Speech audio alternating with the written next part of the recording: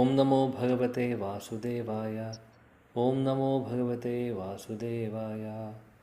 ഓം നമോ ഭഗവതേ വാസുദേവായ. ഓം അജ്ഞാനതിമിരാന്ധസ്യ ജ്ഞാനാഞ്ജനശലാകയാ ചക്ഷുരുന്മിലിതം യേന തസ്മൈ ശ്രീഗുരവേ നമഃ. ശ്രീചൈതന്യമനോഭീഷ്ടം സ്ഥാപിതം യേന ഭൂതലേ സ്വയം രൂപാ കഥാ മഹ്യം ദദാതി സ്വപദാന്തികം.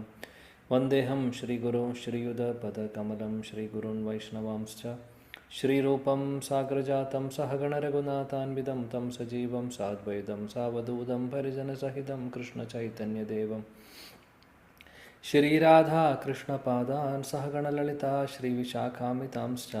ഹേ കൃഷ്ണ കരുണാ സിന്ധോ ദീനബന്ധോ ജഗത്പദേ ഗോപേശ ഗോപികാ കാന്ത രാധാകാന്ത നമോസ്തുതേ. തപ്തകാഞ്ചന ഗൗരാംഗീ രാധേ വൃന്ദാവനേശ്വരി വൃഷഭാനുസുതേ ദേവി പ്രണമാമി ഹരിപ്രിയേ. വാഞ്ചാകൽപതരോഭ്യശ്ച കൃപാ സിന്ധുഭ്യഃ ച പതിതാനാം പാവनेभ्यो वैष्णवेभ्यो नमो नमः. नमः ओं विष्णुपादाय कृष्णपृष्ठाय भूतले श्रीमते भक्तिवेदान्तस्वामिनिति नामिने. नमस्ते सरस्वती देवे गौरवाणी प्रचारिणे निर्विशेषशून्यवादी पाश्चात्यदेशतारिणे. जय श्री कृष्ण चैतन्य प्रभु नित्यानंद श्री अद्वैत गदाधर श्रीवासादि गौरभक्तवृंद. हरे कृष्ण कृष्ण कृष्ण हरे हरे, हरे राम राम राम हरे हरे. हरे कृष्ण कृष्ण कृष्ण हरे हरे, हरे राम राम राम हरे हरे. हरे कृष्ण कृष्ण कृष्ण हरे हरे, हरे राम राम राम हरे हरे. मूकं करोति वाचालं पंगुं लङ्घयते गिरिं यत्कृपातमहं वन्दे श्रीगुरुदीनतारिणं परमानन्दं. श्रीचैतन्यं. हरि ओं तत्सत्.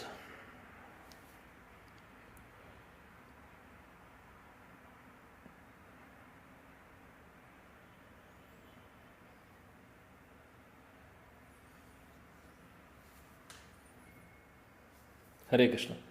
എല്ലാ പ്രിയപ്പെട്ട ഭക്തർക്കും എൻ്റെ വിനീതമായ പ്രണാമം. ശ്രീമദ് ഭഗവത്ഗീത 3-ാമത്തെ അധ്യായത്തിലെ 15-ാമത്തെ ശ്ലോകമാണ് നമ്മൾ ഇന്ന് നോക്കാൻ പോകുന്നത്. 15-ാമത്തെ ശ്ലോകവും ഇനി അതിനുശേഷം സമയമുണ്ടെങ്കിൽ അടുത്ത ശ്ലോകം നോക്കാം. 3:15 കർമ്മ ബ്രഹ്മോദ്ഭവം വിധി ബ്രഹ്മ. 15 കഴിഞ്ഞു പ്രഭു. Okay, sorry. എന്തായാലും ശ്ലോകം വായിച്ച സ്ഥിതിക്ക് ശ്ലോകം ഒന്നുകൂടെ വായിക്കട്ടെ, എന്നിട്ട് 16 പോവാം. 15-ാമത്തെ ശ്ലോകം. കർമ്മ ബ്രഹ്മോദ്ഭവം വിദ്ധി ബ്രഹ്മാക്ഷര സമുദ്ഭവം തസ്മാത് സർവഗതം ബ്രഹ്മ നിത്യം യജ്ഞേ പ്രതിഷ്ഠിതം. ശ്ലോകം 16. ഏവം പ്രവർത്തിതം ചക്രം വർത്തായതി ഹയാ അഘായുരിന്ദ്രിയാരാമോ മോഘം പാർത്ഥ സജീവതി. ഏവം പ്രവർത്തിതം ചക്രം നാനുവർത്തായതി ഹയാ അഘായുരിന്ദ്രിയാരാമോ മോഘം പാർത്ഥ സജീവതി. ഏവം പ്രവർത്തിതം ചക്രം നാനുവർത്തയാതി ഹയാ അഘായുരിന്ദ്രിയാരാമോ മോഘം പാർത്ഥ സജീവതി. ശ്ലോകം വായിക്കൂ.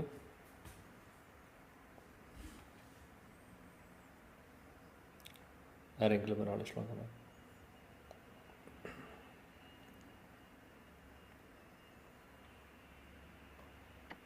ഹരേ കൃഷ്ണ പ്രഭു. ഏവം പ്രവർത്തിതം ചക്രം നാനുവർത്തയതി യതിഹയാം അഘായുതീന്ദ്രിയാമോ മോഘം പാർത്ഥ സജീവതി.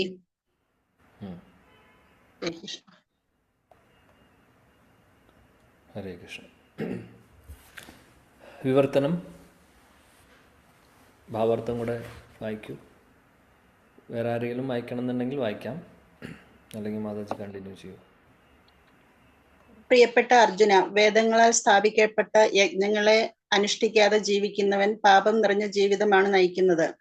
ഇന്ദ്രിയ തർപ്പണത്തിനു വേണ്ടി മാത്രം ആഗ്രഹിക്കുന്ന അവന്റെ ജീവിതം ഫലമില്ലാത്തതാണ്. ഭാവാർത്ഥം: കഠിനമായി പ്രവർത്തിക്കുകയും ഇന്ദ്രിയ സുഖങ്ങൾ അനുഭവിക്കുകയും ചെയ്യുക എന്നത് സാമ്പത്തിക സിദ്ധാന്തത്തെ ഭഗവാൻ ഇവിടെ എതിർക്കുകയാണ് ചെയ്യുന്നത്. ഭൗതിക ലോകത്തിൽ സുഖിക്കണമെന്ന് ആഗ്രഹിക്കുന്നവർ അതുകൊണ്ട് മുൻ പറഞ്ഞ പോലെ യജ്ഞകർമ്മങ്ങൾ അനുഷ്ഠിക്കേണ്ടതാണ്. അത്തരം നിയമങ്ങൾ അനുസരിക്കാത്തവർ അധികം ഗപ്തമായി തന്നെ തീരുന്ന ഒരു അപായ സാധ്യതയുള്ള ജീവിതം നയിക്കുന്നു. കർമ്മയോഗം, ധ്യാനയോഗം, ഭക്തിയോഗം എന്നീ 3 വഴികളിൽ ഏതിലൂടെ ആയാലും ശരി, പ്രകൃതി നിയമം അനുസരിച്ച് മനുഷ്യ ജീവിതം ആത്മസാക്ഷാത്കാരത്തിനു വേണ്ടിയുള്ളതാണ്. പാപപുണ്യങ്ങൾക്ക് അതീതമായ അതീന്ദ്രിയ പ്രജ്ഞയുള്ളവർക്ക് ഈ ചടങ്ങുകൾ മുറപ്രകാരം ചെയ്യേണ്ട ആവശ്യമില്ല. എന്നാൽ ഇന്ദ്രിയ സുഖാസക്തരായവർ യജ്ഞാനുഷ്ഠാനങ്ങൾ കൊണ്ട് സ്വയം ശുദ്ധീകരിക്കുക തന്നെ വേണം. കർമ്മങ്ങൾ പലവിധമുണ്ട്. കൃഷ്ണാവബോധമില്ലാത്തവർ ഇന്ദ്രിയ അനുഭൂതികളിൽ മുഴുകിയിരിക്കയാൽ അവർക്ക് പുണ്യപ്രവർത്തനങ്ങളിൽ ഏർപ്പെടുക അത്യാവശ്യമാണ്. ഇന്ദ്രിയ സുഖപ്രാപ്തിക്കായുള്ള കർമ്മങ്ങളുടെ പ്രതികരണങ്ങളിൽ കുടുങ്ങിപ്പോകാതെ തന്നെ അവരുടെ ഭോഗേച്ഛകൾ നിറവേറ്റാവുന്ന വിധത്തിലാണ് യജ്ഞപരിപാടികൾ ആസൂത്രണം ചെയ്തിരിക്കുന്നത്. നമ്മുടെ പരിശ്രമ ഫലമല്ല ഈ ലോകത്തിലെ ഐശ്വര്യം ഭഗവാന്റെ പശ്ചാത്തല സംവിധാനത്തിനനുസരിച്ച് ദേവന്മാർ തയ്യാറാക്കുന്നതാണത്. അതുകൊണ്ട് വേദത്തിൽ പറയുന്ന പ്രകാരം അതാത് ദേവന്മാർക്കായി യഥാവസരം യജ്ഞങ്ങൾ നടത്തപ്പെടുന്നു. മറ്റൊരു വിധത്തിൽ പറഞ്ഞാൽ അതും കൃഷ്ണാവബോധ പരിശീലനം തന്നെ. യജ്ഞാനുഷ്ഠാനത്തിൽ പരിശീലനം സിദ്ധിച്ചവർ തീർച്ചയായും കൃഷ്ണാവബോധം നേടും. അതല്ല, യജ്ഞാദികൾ ചെയ്തിട്ടും കൃഷ്ണാവബോധം ഉദിക്കുന്നില്ലെങ്കിൽ അത്തരം വൈദിക വിധികൾ വെറും സന്മാർഗ നിയമങ്ങളായേ കരുതാൻ പറ്റുകയുള്ളൂ. ഒരാൾ തന്റെ പുരോഗതി നീതി സംഹിതയിൽ മാത്രം ഒതുക്കി നിർത്തിയത് കൊണ്ടായില്ല. കൃഷ്ണാവബോധം പ്രാപിക്കുന്നതിലേക്കായി അതിനപ്പുറം കടക്കണം. ഹരേ കൃഷ്ണ. ഹരേ കൃഷ്ണ. Thank you. ഏമം പ്രവർത്തിതം ചക്രം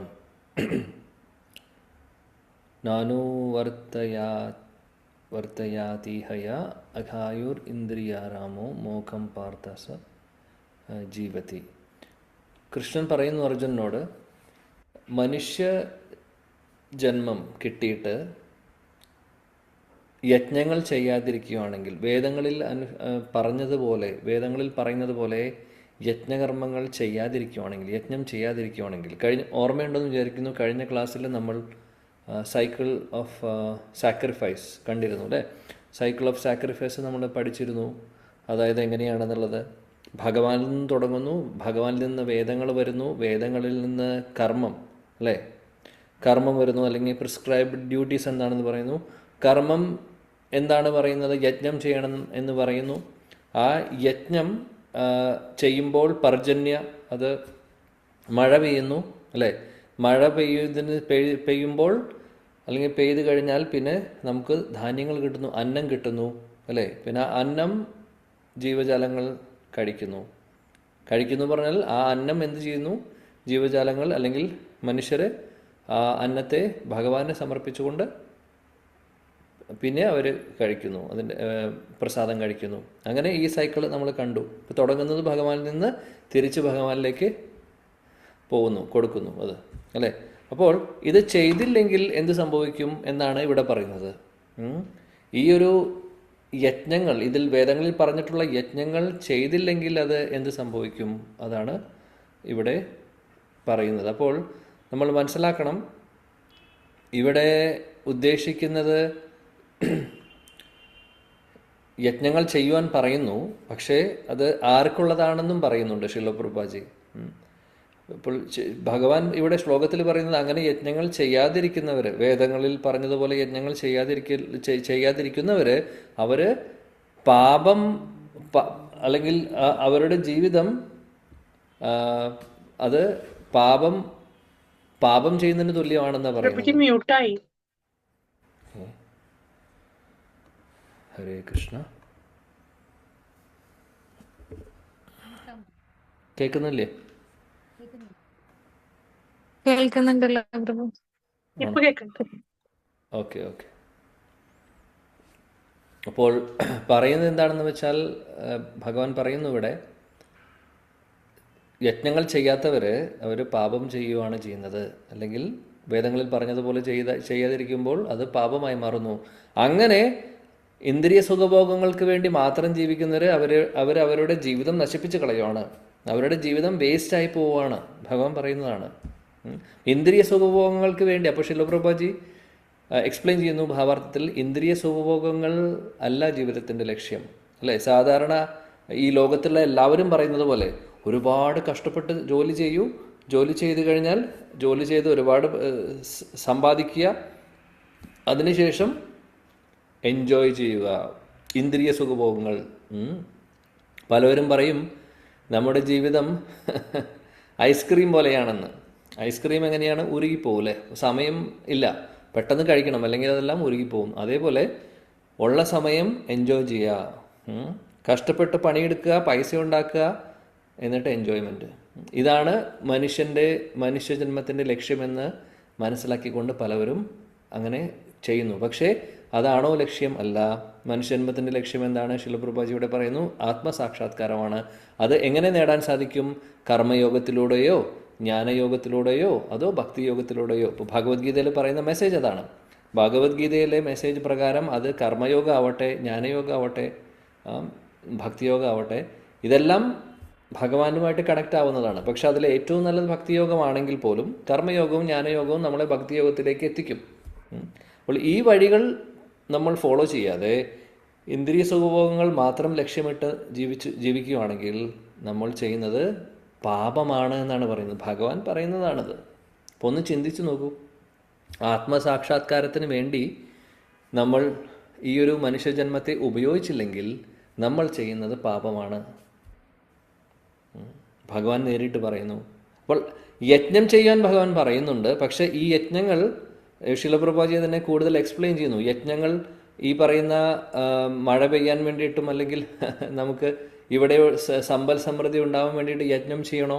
ഇന്ദ്രദേവനും ചന്ദ്രദേവനും സൂര്യദേവനും ഒക്കെ യജ്ഞം ചെയ്യണോ? വേദങ്ങളിൽ പറയുന്നുണ്ട്. പക്ഷെ അതും മനസ്സിലാക്കണം ആർക്ക് വേണ്ടിയിട്ടാണ് അത് പറയുന്നത് എന്നുള്ളത്.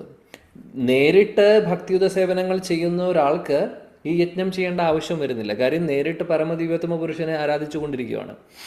അങ്ങനെയുള്ളവർക്ക് ഈ മറ്റുള്ള ദേവന്മാരെ പ്രീതിപ്പെടുത്തേണ്ട ആവശ്യം വരുന്നില്ല. നമ്മളെപ്പോഴും പറയുന്ന പോലെ ഒരു ചെടിയുടെയോ മരത്തിൻ്റെയോ കടക്കിൽ അല്ലെങ്കിൽ റൂട്ടിലേക്ക്, വേരിലേക്ക് വെള്ളം കൊടുക്കുന്നത് പോലെയാണ്. അല്ലെങ്കിൽ നമ്മൾ കഴിക്കുന്ന ഭക്ഷണം വയറിൽ പോയി പിന്നെ അവിടെ നിന്നാണ് പിന്നെ ന്യൂട്രിയൻസ് എല്ലാം സപ്ലൈ ആവുന്നത് എല്ലാ ഭാഗത്തേക്കും, ശരീരത്തിൻ്റെ എല്ലാ ഭാഗത്തേക്കും. അപ്പോൾ അതേപോലെ ഒരു സ്ഥലത്ത് കഴിച്ചാൽ മതി, അല്ലേ? നമ്മൾ ഓരോ അവയവത്തിലേക്ക് സെപ്പറേറ്റ് കഴിക്കുന്നില്ല. ഒരു സ്ഥലത്ത് കഴിക്കുന്നു, എല്ലാവർക്കും ഡിസ്ട്രിബ്യൂട്ട് ചെയ്യുന്നു. അതേപോലെ തന്നെ പരമദൈവോത്തമ പുരുഷൻ കൃഷ്ണനെ ആരാധിക്കുമ്പോൾ, ഭഗവാൻ കൃഷ്ണന് വേണ്ടി ഭക്തിയുത സേവനങ്ങൾ ചെയ്യുമ്പോൾ മറ്റുള്ള ദേവീ ദേവന്മാരെല്ലാവരും അദ്ദേഹത്തിൻ്റെ ശരീരത്തിൻ്റെ ഭാഗമാണ് അവരെല്ലാവരും, അല്ലെങ്കിൽ അദ്ദേഹത്തിൻ്റെ പ്രതിനിധികളാണ് അവരെല്ലാവരും പ്രീതിപ്പെടും. അപ്പോൾ അങ്ങനെയുള്ളവർക്ക് ഈ പറയുന്ന യജ്ഞം ചെയ്യേണ്ട ആവശ്യമില്ല. ഇവിടെ ഈ ഭഗവത്ഗീത മനസ്സിലാക്കണം, ഇത് എല്ലാ കാറ്റഗറിയിൽ വരുന്ന ആൾക്കാർക്കും പറഞ്ഞിട്ടുള്ളതാണ്. ഇപ്പം എല്ലാവരോടും നേരിട്ട് ഭക്തിയോഗം ചെയ്യാൻ പറഞ്ഞു കഴിഞ്ഞാൽ അത് പലവർക്കും ഉൾക്കൊള്ളാൻ സാധിക്കില്ല. അപ്പോൾ അങ്ങനെയുള്ളവർ ദേവാരാധന ചെയ്യുന്നവർ വേദങ്ങളിൽ പറയുന്നുണ്ട്. ശരിയാ, വേദങ്ങളിൽ പറയുന്നുണ്ട്. അതാണ് വേദത്തെ കൽപ്പത്തരുവായിട്ട് പറയുന്നത്. കൽപ്പത്തരു എന്ന് പറഞ്ഞാൽ എന്താണ്? ആഗ്രഹിക്കുന്നത് എന്താണോ അത് പോയി ചോദിച്ചാൽ കിട്ടും. അതാണ് കൽപ്പത്തരു അല്ലെങ്കിൽ കൽപ്പവൃക്ഷം. അപ്പോൾ ആ കൽപ്പവൃക്ഷത്തോട് ഇന്ദ്രിയ സുഖങ്ങൾ നേടാൻ വേണ്ടിയിട്ട് ഉപരിലോകങ്ങളിലേക്ക് അല്ലെങ്കിൽ സ്വർഗലോകങ്ങളിലേക്ക് പോകാൻ വേണ്ടി ആഗ്രഹിക്കുന്നു. അതിനെന്താണ് മാർഗം എന്ന് പോയി കൽപ്പത്തരുവിനോട് പോയി കൽപ്പവൃക്ഷമായിട്ടുള്ള വേദത്തോട് പോയി ചോദിച്ചു കഴിഞ്ഞാൽ വേദങ്ങൾ പറയും ഓക്കെ, ഇന്ന കാര്യങ്ങൾ ചെയ്യുക, ഇന്ന യജ്ഞങ്ങൾ ചെയ്യുക, ഇന്ന കാര്യങ്ങൾ ചെയ്തു കഴിഞ്ഞാൽ നിങ്ങൾക്ക് സ്വർഗലോകത്തിലേക്ക് പോകാം, അവിടെ പോയി ഇന്ദ്രിയ സുഖങ്ങൾ കൂടുതൽ നേടാം. ശരിയാണ്, അതിനുള്ള വഴിയുണ്ട്. എന്നാൽ വേറൊരാൾ പോയിട്ട് പറയുവാണ് എനിക്ക് ഇതൊന്നും വേണ്ട, ഭൗതിക ലോകത്തിൽ നിന്ന് രക്ഷപ്പെട്ടാൽ മതി, എനിക്ക് ഭഗവാന്റെ അടുത്ത് പോയാൽ മതി, ആധ്യാത്മിക ലോകത്തിലേക്ക് പോകണം, ഗോലോക വൃന്ദാവനത്തിലേക്ക് വൈകുണ്ഠത്തിലേക്ക് പോകണം, അവിടെ പോയി ഭഗവാനെ സേവിക്കാനാണ് ഞാൻ ആഗ്രഹിക്കുന്നത് എന്ന് പറഞ്ഞ് ആരെങ്കിലും കൽപ്പവൃക്ഷത്തോട് പോയി ചോദിക്കുവാണ്, വേദമാകുന്ന കൽപ്പവൃക്ഷത്തോട് ചോദിക്കുവാണെങ്കിൽ വേദങ്ങൾ പറയും ഭക്തിയുത സേവനങ്ങൾ ചെയ്യൂ, ഭഗവാന്റെ തിരുനാമം ജപിക്കൂ, ഭാഗവതം പഠിക്കൂ, ഭഗവത്ഗീത പഠിക്കൂ എന്ന് പറയും. അപ്പോൾ അത് പറയുമ്പോൾ അത് ചെയ്യുമ്പോൾ അതിൻ്റെ റിസൾട്ട് എന്താണ്? നേരെ ഭഗവാന്റെ അടുത്തേക്ക് പോകുന്നു. അപ്പോൾ അതാണ് കൽപ്പവൃക്ഷം. അങ്ങനെയാണ് ചോദിക്കുന്നത് എന്തും തരും. അപ്പോൾ വേദങ്ങൾ അങ്ങനെയാണ്. കാര്യം വേദങ്ങൾ ഒരു ക്ലാസ്സിലുള്ള ആളുകൾക്ക് വേണ്ടിയിട്ടുള്ളതല്ല, എല്ലാവർക്കും. ഈവൻ തമോ ഗുണത്തിലുള്ള ആളുകളെ പോലും ഉദ്ധരിക്കാൻ വേണ്ടി വേദങ്ങളിൽ പല ഭാഗത്തും തമോ ഗുണത്തിലുള്ള ആളുകൾക്ക് വേണ്ടിയിട്ട് എഴുതിയിട്ടുണ്ട്. പല ഉപാസനകളും അവിടെ പറയുന്നുണ്ട്. അപ്പോൾ ഇവിടെ ഈ ഒരു ഭഗവത്ഗീതയിൽ പറയുന്ന മെസ്സേജ് എല്ലാവർക്കും ഉള്ളതായതുകൊണ്ട് ഭഗവാനോട് യജ്ഞം ചെയ്യാൻ പറയുന്നുണ്ടെങ്കിലും നമ്മൾ മനസ്സിലാക്കണം, ഭക്തിയുത സേവനങ്ങൾ പരമദിവ്യത്വമ പുരുഷൻ കൃഷ്ണന് വേണ്ടി ചെയ്യുന്നുണ്ടെങ്കിൽ അങ്ങനെയുള്ളവർ വേറെ ദേവന്മാർക്ക് വേണ്ടി പ്രത്യേകിച്ചും ചെയ്യേണ്ട ആവശ്യമില്ല. ഭഗവാന്റെ നാമം ജപിക്കുക, ഭക്തിയുത സേവനങ്ങൾ ചെയ്യുക, അത്രയേ ഉള്ളൂ.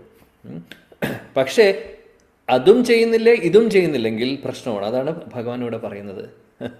അതായത് എൻജോയ് മാത്രം ചെയ്യുന്നു, എന്നാൽ അവർ ദേവന്മാരെ ആരാധന പോലും ചെയ്യുന്നില്ല. അങ്ങനെയുള്ളവരുടെ അവസ്ഥയാണ് ഭഗവാൻ പറയുന്നത്. അങ്ങനെയുള്ളവരുടെ കാര്യമാണ് പറയുന്നത് പാപമാണെന്ന് പറയുന്നത്. അതായത് ഒരു തരത്തിലുള്ള ദേവീദേവ ആരാധനയാണെങ്കിലും കുഴപ്പമില്ല, അറ്റ്ലീസ്റ്റ് അതെങ്കിലും ചെയ്യട്ടെ. അതിലേക്ക് ആദ്യം എത്തിക്കഴിഞ്ഞാൽ പിന്നീട് പതിയെ പതിയെ നമ്മൾ അതിൽ നിന്ന് മാറും. അങ്ങനെയാണ് നമുക്ക് എല്ലാവർക്കും സംഭവിച്ചിട്ടുള്ളതും. ഈ ഒരു ലൈഫിൽ തന്നെ നമ്മളെല്ലാവരും പല ആരാധനകളും നടത്തിയിട്ടുണ്ടാവും. ഇതിനു മുമ്പുള്ള ജന്മങ്ങളിലും അങ്ങനെ തന്നെ. പതിയെ പതിയെയാണ് പിന്നീട് ആ പ്യൂരിഫിക്കേഷൻ നടക്കുമ്പോഴാണ് പിന്നെ ദേവന്മാരുടെ അനുഗ്രഹം കൊണ്ട്, ഉദാഹരണത്തിന് മഹാദേവൻ വൈഷ്ണവാനം യഥാശംഭു, ശിവഭഗവാൻ ഏറ്റവും നല്ല ഭക്തനാണ്, ഏറ്റവും നല്ല വൈഷ്ണവനാണ്. അദ്ദേഹത്തിൻ്റെ അനുഗ്രഹം, ദേവിയുടെ അനുഗ്രഹം, ദേവി എന്ന് പറഞ്ഞു കഴിഞ്ഞാലും വൈഷ്ണവിയാണ്, ഭഗവാന്റെ ഭക്തയാണ്. വൈഷ്ണവി ദേവിയുടെയും വൈഷ്ണവാനം ശംഭുവിൻ്റെയും, ശംഭുവിൻ്റെ മകനായിട്ടുള്ള ഗണപതിയാണെങ്കിലും ഗണപതിയാണ് ഭഗവത്ഗീത എഴുതിയിട്ടുള്ളത്, മഹാഭാരതം എഴുതിയിട്ടുള്ളത്. വ്യാസദേവൻ പറഞ്ഞു കൊടുക്കുന്നു, ഗണപതി ഭഗവാൻ എഴുതുകയാണ് ചെയ്യുന്നത്. കാര്യം നല്ലൊരു എഴുത്തുകാരനെ നോക്കുമായിരുന്നു വ്യാസദേവൻ. അങ്ങനെ വ്യാസദേവൻ പ്രാർത്ഥിക്കുമ്പോൾ ഇങ്ങനെ പല ആളുകളെയും ഓർത്തു, ആർക്ക് എഴുതാൻ സാധിക്കും. കാര്യം എഴുതുന്ന ആൾക്ക് ക്വാളിഫിക്കേഷൻ വേണം, ആരെങ്കിലും പിടിച്ച് എഴുതിപ്പിക്കാൻ പറ്റില്ല അല്ലേ. അപ്പോൾ ഒരു ക്രൈറ്റീരിയ വെച്ചു. അപ്പോൾ ഗണപതി ഭഗവാൻ പറഞ്ഞു ഞാൻ എഴുതാമെന്ന് പറഞ്ഞു. അദ്ദേഹം മുമ്പിൽ വന്നു, ഞാൻ എഴുതിക്കൊള്ളാം എന്ന് പറഞ്ഞു. പക്ഷേ കണ്ടീഷൻ വെച്ചു വ്യാസദേവൻ, ഞാൻ പറയുന്നത് ശ്രദ്ധിച്ച് കേട്ട് അത് മനസ്സിലാക്കിക്കൊണ്ട് പൂർണ്ണമായിട്ടും ഉൾക്കൊണ്ടുകൊണ്ട് നിനക്ക് അത് ഉൾക്കൊള്ളാൻ സാധിക്കുമെന്ന് പറഞ്ഞാൽ പറയുന്ന കാര്യം വിശ്വാസത്തോടു കൂടി അതിനെ മനസ്സിലാക്കിക്കൊണ്ട്, അല്ലെങ്കിൽ അത് ഉൾക്കൊണ്ട് അത് ശരിയാണെന്ന് ഉറപ്പ് വരുത്തിയതിന് ശേഷം നീ എഴുതണം. ഇതാണ് പറഞ്ഞത്.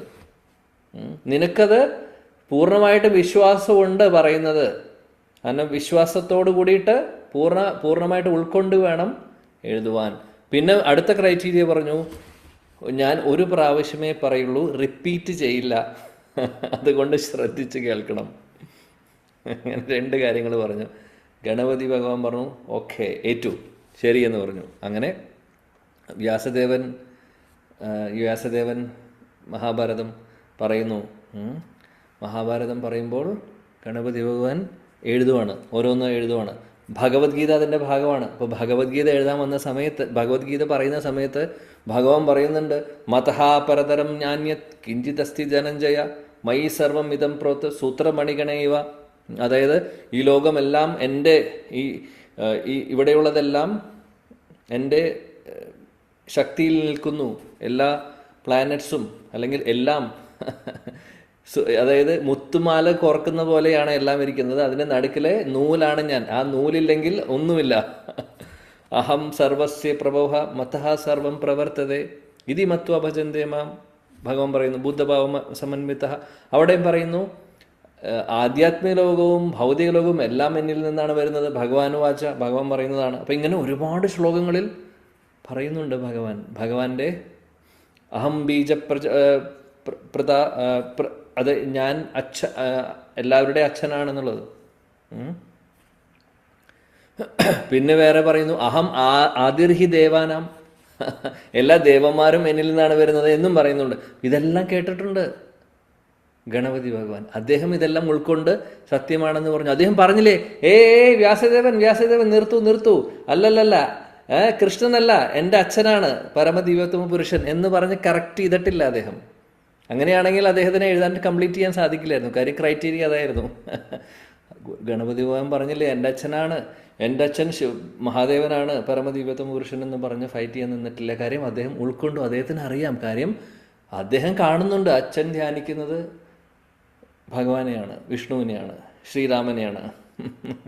ശ്രീരാമ രാമ രാമേതി രമേ രാമേ മനോരമേ സഹസ്രനാമ തത്തുല്യം ശ്രീരാമനാമവരായണേ. ഭഗവാൻ ശ്രീരാമൻ്റെ അല്ലെങ്കിൽ വിഷ്ണുവിനെയാണ് ആരാധിക്കുന്നത്, സംഘർഷനെ ആരാധിക്കുന്നു, എല്ലാം വിഷ്ണുമൂർത്തികളെയാണ് ആരാധിക്കുന്നത് മഹാദേവൻ. അപ്പോൾ അത് മകന് നല്ലവണ്ണം അറിയാം. അപ്പോൾ അച്ഛനറിയാം, മകനറിയാം, അവർക്കൊക്കെ അറിയാം, അമ്മയ്ക്കും അറിയാം, ദേവിക്കും അറിയാം. ദേവിയോട് അച്ഛൻ പറഞ്ഞിട്ടുണ്ട്, മഹാദേവൻ പറഞ്ഞിട്ടുണ്ട്, ആരാധനാനം സർവേഷാം വിഷ്ണുർ ആരാധനം പരം തസ്മാത് പരതരം ദേവി തദീയനം സമർച്ചനം. എല്ലാ ആരാധനകളും വെച്ചിട്ട് വിഷ്ണു ആരാധനയാണ് ഏറ്റവും സർവശ്രേഷ്ഠമായിട്ടുള്ളത്. പത്മപുരാണത്തിൽ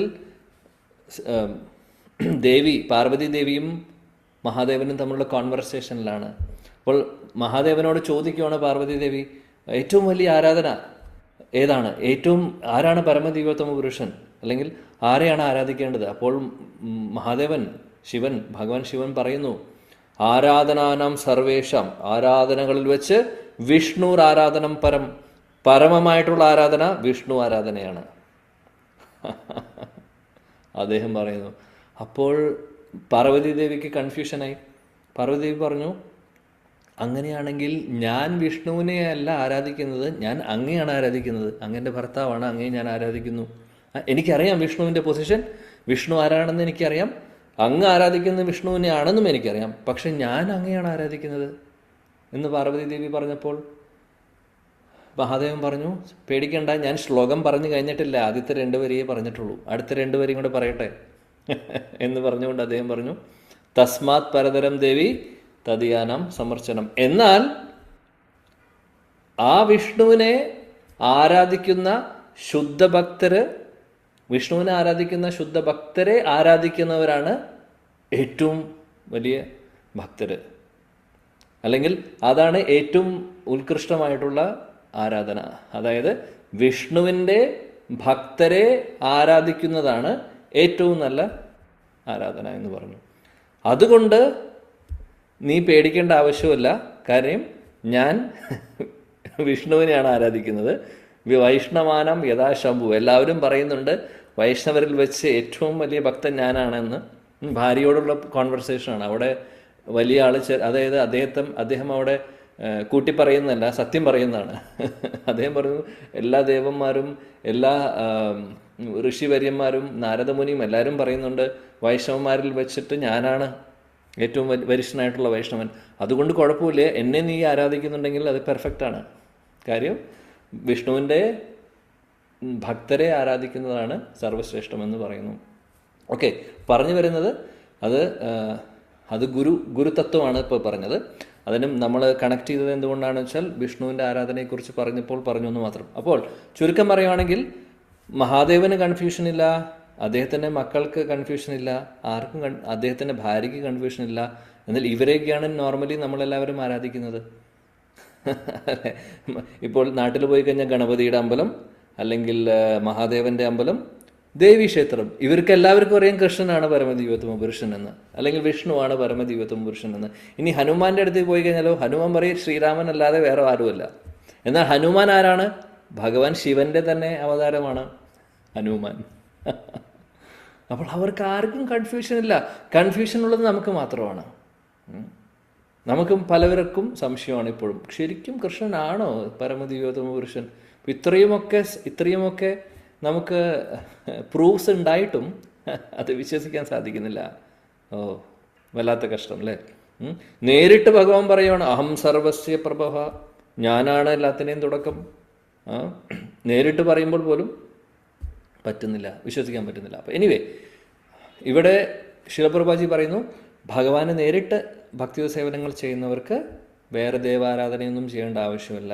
ഇല്ലെങ്കിൽ ഒന്നും ചെയ്യാത്തവരാണെങ്കിൽ അവർ പാപം ചെയ്തുകൊണ്ടിരിക്കുകയാണ്.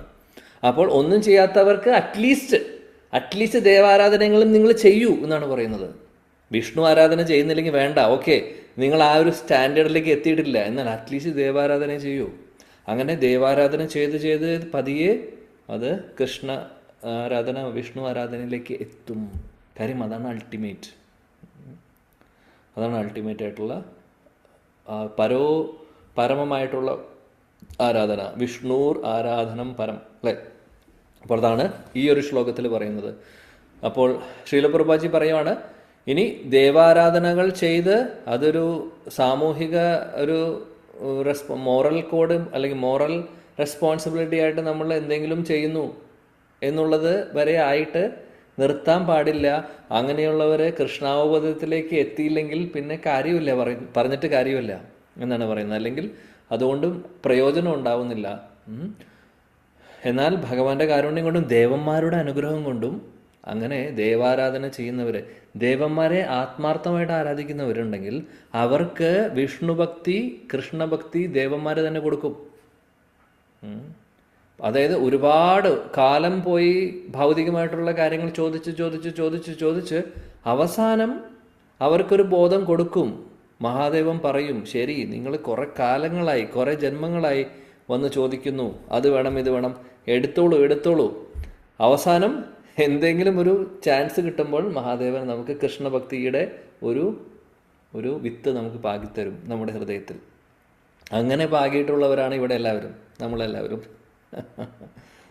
അപ്പോൾ അവിടെ നിന്ന് അനുഗ്രഹം കിട്ടിയിട്ടുള്ളതാണ്. അപ്പോൾ അതാണ് നമ്മൾ മനസ്സിലാക്കേണ്ടത്. കൃഷ്ണൻ്റെ ആ ഒരു പൊസിഷൻ അല്ലെങ്കിൽ വിഷ്ണുവിൻ്റെ പൊസിഷനും മറ്റുള്ള ദേവന്മാരുടെ പൊസിഷനും നമ്മൾ മനസ്സിലാക്കിയിരിക്കണം. ഓക്കെ, അടുത്ത ശ്ലോകം 17. യസ്ത്വാത്മാരതിർ ഏവ സ്യാത് ആത്മതൃപ്താശ്ച മാനവ ആത്മനി ഏവ ച സന്തുഷ്ടസ് തസ്യ കാര്യം ന വിദ്യതേ. യെസ്, ആരെങ്കിലും ശ്ലോകം വായിക്കാം? വിവർത്തനം ഭാവാർത്ഥം വേറെ ആൾക്കാരും വായിക്കാം. യെസ്, ആരുമില്ല വായിക്കാൻ? ഇത്രയും ആൾക്കാർ ക്ലാസ്സിലുണ്ടായിട്ട്. ഹരേ കൃഷ്ണ പ്രഭു. യസ്ത്വാത്മരതിരേവ സ്യാത് ആത്മതൃപ്തശ്ച മാനവഃ ആത്മന്യേവ ച സന്തുഷ്ടഃ തസ്യ കാര്യം ന വിദ്യതേ.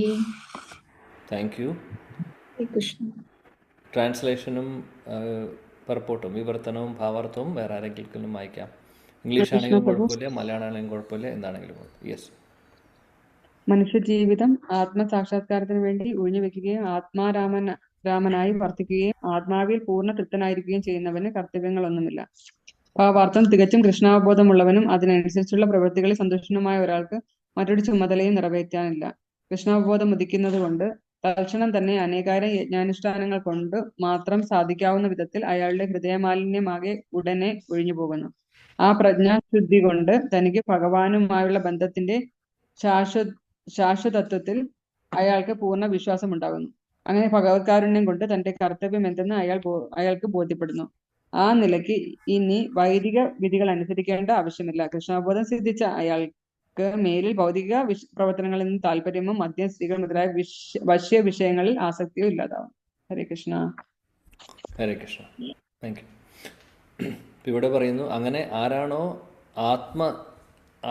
അതായത് സ്വന്തം ആത്മരതിർ, സ്വന്തമായിട്ട് ആ ഒരു സെൽഫ് സാറ്റിസ്ഫാക്ഷൻ ആർക്കാണോ ഉള്ളത്, അല്ലെങ്കിൽ അതിൽ ആനന്ദം, അല്ലെങ്കിൽ ആത്മാവാണെന്ന് തിരിച്ചറിയുക, ആദ്യത്തെ കാര്യം. എന്നിട്ട് അതിൽ ആനന്ദം കണ്ടെത്തുന്നവർ, അതിൽ സന്തോഷം കിട്ടുന്നവർ, അല്ലെങ്കിൽ അതേപോലെ തന്നെ അവരവരുടെ ഓരോരുത്തരുടെ മനുഷ്യ ജന്മം ആത്മസാക്ഷാത്കാരത്തിന് വേണ്ടി ഉപയോഗിക്കുന്നവർ, അവർ എപ്പോഴും അവരുടെ മനസ്സിൽ ശാന്തിയും സമാധാനവും ഉണ്ടാവും. എല്ലാവിധ അവരെപ്പോഴും സാറ്റിസ്ഫൈഡ് ആയിരിക്കും. അങ്ങനെയുള്ളവർക്ക് വേറെ കർത്തവ്യങ്ങളൊന്നും ചെയ്യേണ്ട ആവശ്യമില്ല എന്നാണ് പറയുന്നത്. അത് വേറെ കർത്തവ്യം ചെയ്യേണ്ട ആവശ്യമില്ല എന്ന് പറയുന്നതിൻ്റെ അർത്ഥം എന്താണ്? എഗെയിൻ ഇവിടെ ഉദ്ദേശിക്കുന്നത് എന്താണെന്ന് വെച്ചാൽ, ആരാണോ ആത്മസാക്ഷാത്കാരത്തിന് വേണ്ടി പ്രവർത്തിക്കുന്നത്, അല്ലെങ്കിൽ ആരാണോ സ്വന്തം അല്ലെങ്കിൽ ആത്മീയ തലത്തിൽ അവർക്ക് ശാന്തിയുള്ളത് അല്ലെങ്കിൽ ആനന്ദം കിട്ടുന്നത്, അങ്ങനെയുള്ളവരെന്ന് പറയുന്നത് ഭക്തിയിൽ വന്നിട്ടുള്ളവരെ കുറിച്ചാണ് പറയുന്നത്, അല്ലെങ്കിൽ കൃഷ്ണാവബോധത്തിലുള്ളവരെ കുറിച്ചാണ് പറയുന്നത്. അങ്ങനെയുള്ളവർക്ക് വേറെ മറ്റുള്ള ഡ്യൂട്ടീസ് ഇല്ല. ഡ്യൂട്ടി എന്ന് ഉദ്ദേശിക്കുന്നത് റെസ്പോൺസിബിലിറ്റീസ് ഇല്ല എന്നല്ല പറയുന്നത്. നേരത്തെ പറഞ്ഞതുപോലെ യജ്ഞങ്ങൾ ചെയ്യണം, വേദങ്ങളിൽ പറഞ്ഞ പോലെ അങ്ങനെയുള്ള കാര്യങ്ങൾ. അതായത് ചുരുക്കം പറഞ്ഞു കഴിഞ്ഞാൽ കൃഷ്ണാവബോധത്തിലുള്ളവർ കൃഷ്ണനെ ആരാധിച്ചാൽ മതി, ഭക്തിയുത സേവനങ്ങൾ ചെയ്താൽ മതി. മറ്റുള്ള ഡ്യൂട്ടീസ് അല്ലെങ്കിൽ മറ്റുള്ള കാര്യങ്ങൾ വേദങ്ങളിൽ പറഞ്ഞിട്ടുള്ള നേരത്തെ പറഞ്ഞുള്ള യജ്ഞം ചെയ്യണം, ആ യജ്ഞം ഈ യജ്ഞം ആ യജ്ഞമൊന്നും, അങ്ങനെയുള്ള യജ്ഞങ്ങളൊന്നും ചെയ്യേണ്ട ആവശ്യം വരുന്നില്ല. സങ്കീർത്തന യജ്ഞം മാത്രം ചെയ്താൽ മതി.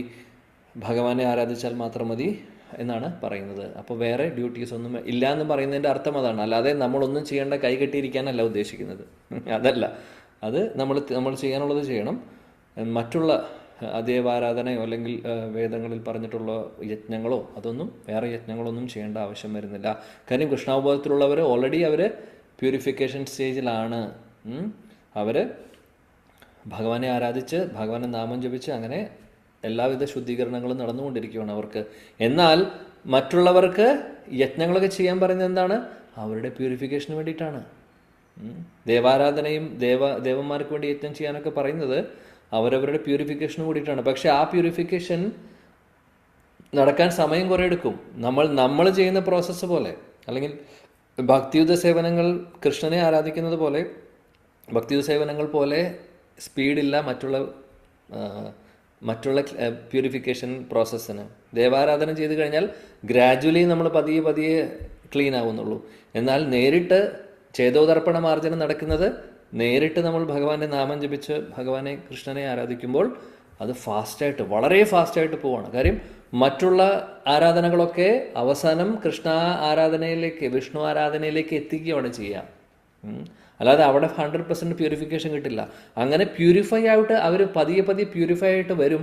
ആ പ്യൂരിഫിക്കേഷൻ്റെ സ്റ്റാർട്ടിങ് അവർ പ്യൂരിഫൈ ആയി മുന്നോട്ട് വന്ന് അങ്ങനെ അവർ കൃഷ്ണാവബോധത്തിലേക്ക് എത്തും. പിന്നെ അടുത്ത പ്യൂരിഫിക്കേഷൻ നടക്കും. അങ്ങനെയാണ് സംഭവിക്കുന്നത്. അപ്പോൾ വേറൊരു തരത്തിൽ പറഞ്ഞാൽ നമ്മളൊക്കെ ഒരുപക്ഷെ എല്ലാവരും അങ്ങനെയുള്ള പല ആരാധനകളും ചെയ്ത് നമ്മുടെ ചെറിയൊരു പ്യൂരിഫിക്കേഷൻ്റെ തുടക്കം വന്നു. അങ്ങനെ നമ്മളെ കൃഷ്ണഭക്തിയിലേക്ക് നമ്മളെ എത്തിച്ചു. ആ പ്യൂരിഫിക്കേഷൻ അല്ലെങ്കിൽ എന്തെങ്കിലും ഒരു ചെറിയൊരു പ്യൂരിഫിക്കേഷൻ നടന്നിട്ടുണ്ടെങ്കിൽ അതിൽ ആ ഒരു പ്രോസസ്സിൽ കാര്യം എന്താണെന്ന് വെച്ചാൽ ചെറിയൊരു പ്യൂരിഫിക്കേഷൻ നടക്കും. കാര്യം എന്താണെന്ന് വെച്ചാൽ വേദങ്ങളിൽ പറഞ്ഞിട്ടുള്ള കാര്യമായതുകൊണ്ട്. കാര്യം എന്ത് ദേവാരാധന ആയിക്കോട്ടെ അൾട്ടിമേറ്റ്ലി അത് വിഷ്ണുവിലേക്ക്, കൃഷ്ണനിലേക്ക് എത്തിക്കാനുള്ളതാണ്. ഇതാണ് പ്രോസസ്സ്. പക്ഷേ നേരെ നമ്മളെപ്പോഴും പറയാറുള്ള പോലെ സ്റ്റെയർ കേസ് കയറുന്നതും എലിവേറ്ററിൽ പോകുന്നതും തമ്മിൽ വ്യത്യാസമുണ്ട്, അല്ലേ? ലിഫ്റ്റിൽ പോകുന്നതും സ്റ്റെയർ കേസ് കയറുന്നതും വ്യത്യാസമുണ്ട്. സ്റ്റെപ്പ് കയറുവാണെങ്കിൽ സമയം കുറേ എടുക്കും. അതാണ് ഈ ദേവാരാധനയും കാര്യങ്ങളൊക്കെ. പതിയെ പക്ഷെ നമ്മൾ അവസാനം എത്തും, സമയം കുറേ എടുക്കുന്നു മാത്രം. എന്നാൽ നേരെ ലിഫ്റ്റ് പിടിച്ച് പോവുകയാണെങ്കിൽ നമുക്ക് പെട്ടെന്ന് എത്താൻ പറ്റും. അതാണ് വ്യത്യാസം.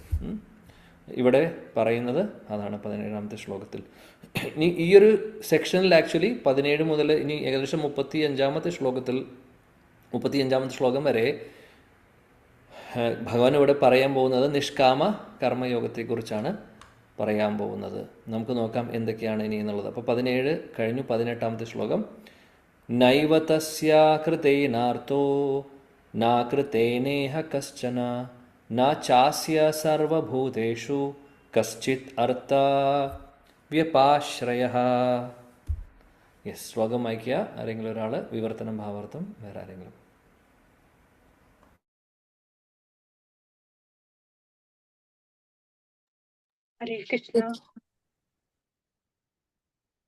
ഹരേ കൃഷ്ണ.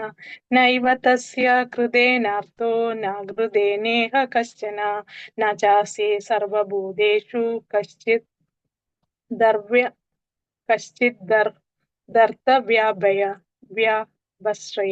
വ്യാപാശ്രയ. ഹരേ കൃഷ്ണ. യെസ്, വിവർത്തനം, ഭാവാർത്ഥം. Thank you Madhuri. ഹരേ കൃഷ്ണ പ്രഭുജി. ആത്മസാക്ഷാത്കാരം ലഭിച്ചവന് തനിക്ക് വിധിക്കപ്പെട്ട കർത്തവ്യം നിറവേറ്റുന്നത് കൊണ്ട് നേടാനായിട്ടൊന്നുമില്ല. അത് ചെയ്യാതിരിക്കാൻ ഒരു കാരണവുമില്ല. അവന് മറ്റൊരു ജീവിയെയും ആശ്രയിക്കേണ്ടതുമില്ല. ഭാവാർത്ഥം. ശ്രീല പ്രഭാതിക്ക് ജയ്. ആത്മജ്ഞാനിക്ക് വിധിവിഹിതമായ ഒരു കർമ്മവും ചെയ്യേണ്ട ബാധ്യതയില്ല. കൃഷ്ണാവബോധ പ്രവർത്തനങ്ങളിൽ മാത്രം ഏർപ്പെടാം. അടുത്ത ശ്ലോകങ്ങളിൽ വ്യക്തമാക്കുന്നത് പോലെ കൃഷ്ണാവബോധം എന്ന് വെച്ചാൽ നൈഷ്കർമ്മ്യമല്ല താനും. കൃഷ്ണാവബോധം അറിഞ്ഞ ഭക്തൻ ദേവന്മാരിലോ മനുഷ്യരിലോ അഭയം തേടുകയില്ല. അയാൾ കൃഷ്ണാവബോധത്തോടെ ചെയ്യുന്നത് എന്തും കർത്തവ്യ നിർവഹണമാകുന്നു. ഹരേ കൃഷ്ണ. ഇവിടെ ഉദ്ദേശിക്കുന്നത് നേരത്തെ പറഞ്ഞ പോലെ ആത്മസാക്ഷാത്കാരം നേടുവാൻ ആഗ്രഹിക്കുന്നവർ അല്ലെങ്കിൽ ആത്മസാക്ഷാത്കാരം നേടിയിട്ടുള്ളവർ, അങ്ങനെയുള്ളവർക്ക് കർത്തവ്യങ്ങളൊന്നും ചെയ്യേണ്ട ആവശ്യമില്ല. അതാണ് പറയുന്നത്. കഴിഞ്ഞ ശ്ലോകത്തിൻ്റെ കണക്റ്റഡ് ആണ് ഈ ശ്ലോകം. 2 ശ്ലോകങ്ങളിലും പറയുന്ന തീം ഒന്നാണ്. അങ്ങനെയുള്ളവർക്ക് കർമ്മങ്ങൾ, ഈവൻ കർമ്മം ചെയ്യാനുള്ള ഒരു ബാധ്യത പോലും ഇല്ല, അല്ലെങ്കിൽ അതിനും ഒരു റീസൺ പോലും ഇല്ല. അതായത് കർമ്മം ചെയ്യേണ്ട ആവശ്യമില്ല, എന്നാൽ കർമ്മം ചെയ്യാൻ വേണ്ടിയിട്ടുള്ള റീസൺ പോലും അവർക്ക് വരുന്നില്ല എന്ന് പറയുന്നത്. അല്ലെങ്കിൽ no reason for not performing such work. അതായത് ചെയ്യാതിരിക്കാൻ വേണ്ടിയിട്ടും കാരണമില്ല, ചെയ്യും വേണ്ട എന്നാൽ ചെയ്യാതിരിക്കാൻ വേണ്ടിയിട്ടും കാരണമൊന്നും വരുന്നില്ല. അപ്പം അതെന്താണ് ഉദ്ദേശിക്കുന്നത് വെച്ചാൽ എല്ലാ ഭാഗത്തു നിന്നും അതിനെ ക്ലോസ് ചെയ്യുവാണ്. അതായത് കർമ്മം ചെയ്യേണ്ട ആവശ്യമില്ല, എന്നാൽ ചെയ്യാതിരിക്കാൻ വേണ്ടിയിട്ടുള്ള കാരണവുമില്ല എന്ന് ഉദ്ദേശിക്കുന്നത് എന്താണെന്ന് വെച്ചാൽ ചുരുക്കം പറഞ്ഞാൽ രണ്ട് ഭാഗത്തു നിന്നും അതിനെ ക്ലോസ് ചെയ്തിട്ട് പറയുവാണ് ഒന്നും ചെയ്യേണ്ട ആവശ്യം വരുന്നില്ല കൃഷ്ണാവബോധത്തിലുള്ളവർക്ക് എന്നാണ് പറയുന്നത്. അപ്പോൾ അങ്ങനെയുള്ളവർക്ക് നേരത്തെ കഴിഞ്ഞ ശ്ലോകത്തിൽ പറഞ്ഞ പോലെ ഇന്ദ്രിയ സുഖഭോഗങ്ങളിലോ അല്ലെങ്കിൽ ഭൗതികമായിട്ടുള്ള ഒരു കാര്യങ്ങളോടും അല്ലെങ്കിൽ അതിൻ്റെ ഭൗതിക ആനന്ദം അവർക്ക് താല്പര്യമില്ല. പിന്നെ അവർ ഒന്നും പ്രതീക്ഷിക്കുന്നില്ല, കർമ്മം ചെയ്യുന്നതിൽ നിന്ന് അവരൊന്നും പ്രതീക്ഷിക്കുന്നില്ല, അല്ലെങ്കിൽ എന്തെങ്കിലും പ്രതീക്ഷിച്ചുകൊണ്ട് ചെയ്യുന്ന കാര്യമല്ല. എന്നാൽ അവർ ചെയ്യുന്ന കാര്യങ്ങൾ ചെയ്യുന്നുമുണ്ട്. ഡ്യൂട്ടി ഇല്ല എന്ന് പറയുന്നതിൻ്റെ അർത്ഥം റെസ്പോൺസിബിലിറ്റി ചെയ്യുന്നില്ല അല്ലെങ്കിൽ ഒന്നും ചെയ്യാതെ കൈകെട്ടിയിരിക്കുക എന്നുള്ളതല്ല. അത് എന്തെങ്കിലും പ്രതീക്ഷിച്ചു കൊണ്ടാണോ ചെയ്യുന്നത്? അല്ല. എന്നാൽ അവർ ചെയ്യുന്നുണ്ടോ? കർമ്മം ചെയ്യുന്നുണ്ട് അല്ലേ? അവർ യജ്ഞം ചെയ്യുന്നുണ്ടാവും, ആരാധന ചെയ്യുന്നുണ്ടാവും, പക്ഷെ ചെയ്യുന്നത് കൃഷ്ണന് വേണ്ടിയിട്ട് അല്ലെങ്കിൽ ഭഗവാന് വേണ്ടിയിട്ട്, അല്ലാതെ അവനവൻ്റെ ഇന്ദ്രിയ സുഖഭോഗങ്ങൾക്ക് വേണ്ടിയിട്ടുള്ളതല്ല. അതാണ് പറയുന്നത്. അപ്പോൾ അവർ ചെയ്യാതിരിക്കുന്നില്ല എന്നുള്ളത് ചെയ്യുന്നില്ല അല്ലെങ്കിൽ ചെയ്യേണ്ട ആവശ്യമില്ല എന്നുള്ളത് പറയുന്നു.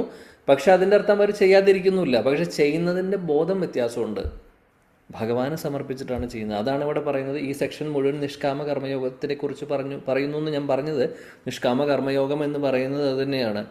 നിഷ്കാമം എന്ന് പറഞ്ഞാൽ അതിൽ നിന്ന് ഒന്നും പ്രതീക്ഷിക്കാതെ ചെയ്യുന്ന കർമ്മം, അതിൽ നിന്ന് റിസൾട്ട് പ്രതീക്ഷിക്കാതെ ചെയ്യുന്ന കർമ്മത്തെയാണ് നിഷ്കാമ കർമ്മയോഗം എന്ന് പറയുന്നത്. അപ്പോൾ അതൊക്കെയാണ് ഈ ഒരു ശ്ലോകത്തിൽ 17ാമത്തെ ശ്ലോകം മുതൽ ഇനി അങ്ങോട്ട് മുന്നോട്ടേക്ക് നമ്മൾ കാണുന്നത്. Okay, yes. എന്തോ ആരാ പറഞ്ഞത്? എന്തെങ്കിലും പറഞ്ഞോ?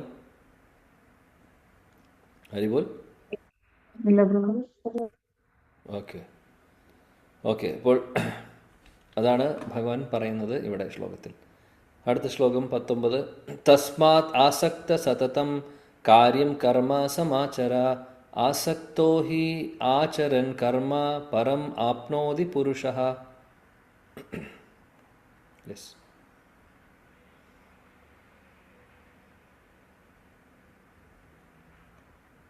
കഴിഞ്ഞ ശ്ലോകം കൺഫ്യൂഷൻ ഇല്ലാന്ന് വിചാരിക്കുന്നു. അതായത് സിമ്പിളായിട്ട് പറയുവാണെങ്കിൽ ബുദ്ധിയുള്ളവർ അല്ലെങ്കിൽ ഭക്തരായിട്ടുള്ളവർ അങ്ങനെയുള്ളവർ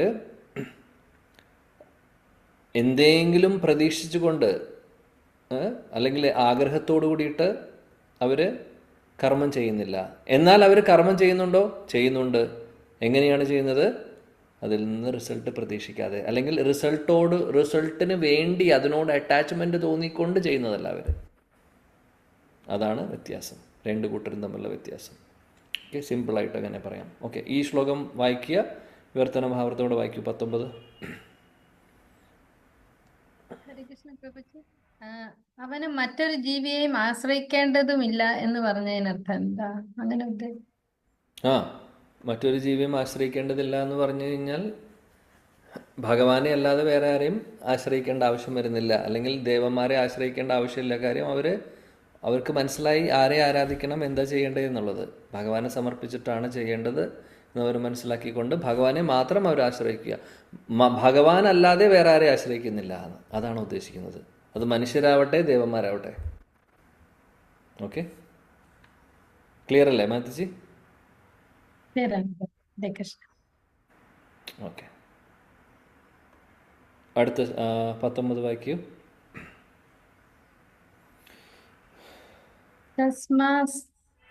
തസ്മാദസക്തഃ സതതം കാര്യം കർമ്മ സമാചര അസക്തോ ഹ്യാചരൻ കർമ്മ പരമാപ്നോതി പുരുഷഃ. Thank you. ട്രാൻസ്ലേഷൻ, പർപ്പോട്ട്, വിവർത്തനം, ഭാവാർത്ഥം വേറെ ആർക്കെങ്കിലും വായിക്കാം? ഹരേ കൃഷ്ണ പ്രഭുജി. യെസ്, ഹരേ കൃഷ്ണ. ഭാവാർത്ഥം: പരമപദം എന്നാൽ ഭക്തന്മാർക്ക് ഭഗവാനും അവ്യക്തവാദികൾക്ക് മുക്തിയും അത്രേ. വിവർത്തനം കൂടെ വായിക്കും. ഹരേ കൃഷ്ണ. വിവർത്തനം ആദ്യം വായിക്കും, എന്നിട്ട് ഭാവാർത്ഥം. അതുകൊണ്ട് കർമ്മഫലകാംക്ഷ കൂടാതെ കടമയെന്ന നിലയ്ക്ക് കർത്തവ്യം നിറവേറ്റുക നിഷ്കാമ പ്രവർത്തനം ഭക്തനെ പരമപദത്തിൽ എത്തിക്കും. ഭാവാർത്ഥം: പരമപദം എന്നാൽ ഭക്തന്മാർക്ക് ഭഗവാനും അവ്യക്തിഗതവാദികൾക്ക് മുക്തിയുമത്രേ. കൃഷ്ണാവബോധത്തോടെ ശരിയായ മാർഗനിർദ്ദേശം സ്വീകരിച്ച് ഫലേച്ഛയന്യ കൃഷ്ണനു വേണ്ടി കർമ്മം ചെയ്യുന്ന ആൾ തീർച്ചയായും ജീവിതത്തിന്റെ അത്യുത്തമ ലക്ഷ്യത്തിലേക്ക് മുന്നേറുകയാണ്. കുരുക്ഷേത്രത്തിൽ കൃഷ്ണന്റെ താല്പര്യമനുസരിച്ച് പൊരുതാനാണ് അർജുനൻ നിയുക്തനായിട്ടുള്ളത്. അർജുനൻ യുദ്ധം ചെയ്യണമെന്ന് കൃഷ്ണൻ ആഗ്രഹിച്ചു. ഒരു നല്ല മനുഷ്യനോ അഹിംസാനിരതനോ ആകണമെന്നത് വ്യക്തിപരമായ ആഗ്രഹമാണ്. ഭഗവത് പ്രീതിക്കായി പ്രവർത്തിക്കുക എന്നത് ഫലകാംക്ഷ കൂടാതെയുള്ള കർമ്മവും ഭഗവാൻ ശ്രീകൃഷ്ണനാൽ ഉപദേശിക്കപ്പെട്ട അത്യുത്കൃഷ്ടമായ കർമ്മമാണത്. ഇന്ദ്രിയ തൃപ്തിക്കായി ചെയ്യപ്പെട്ട ദുഷ്കർമ്മങ്ങളിൽ നിന്ന് ജീവനെ ശുദ്ധീകരിക്കാനുതകുന്നവയാണ് ദേവാ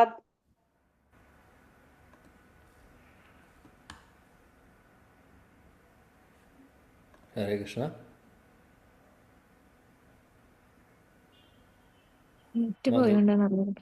അത് സ്റ്റക്കായി തോന്നുന്നു. ദേവദോക്തങ്ങളായ യജ്ഞങ്ങളും ചടങ്ങും കൃഷ്ണാവബോധം നേടിയവൻ ഭഗവാന് വേണ്ടി മാത്രം പ്രവർത്തിക്കുന്നു. ഫലത്തിൽ അവർക്ക് താല്പര്യവുമില്ല. പൂർണ്ണമായ അനാസക്തിയോടെയാണ് അവൻ എല്ലാത്തരം പ്രവർത്തികളും ഏർപ്പെടുന്നത്. ഹരേ കൃഷ്ണ. ഹരേ കൃഷ്ണ. നല്ല ശ്ലോകം ഇവിടെ ഭഗവാൻ പറയുന്നു.